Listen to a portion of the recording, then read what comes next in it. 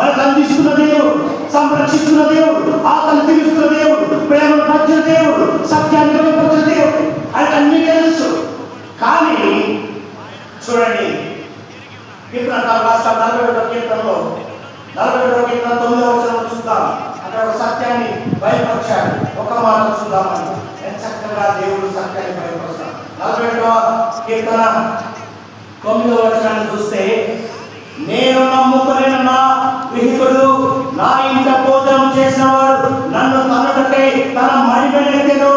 ఆయనొచ్చు ఆపద నుండి సంరక్షణ చేస్తూ దేవుని యందు విశ్వాసం ఉంచుకోవాలనే తరచుగా వారు ఆ సమస్యలు ఏదైనా మొదలు పెట్టారు. దేవుని యొక్క విశ్వాసాన్ని మనం గుర్తించడం లేదు. ఈ దినము మనం కూడా అలాగే జీవిస్తున్నామేమో, అందుకే ఈ దినము గుర్తు చేస్తున్నాడండి.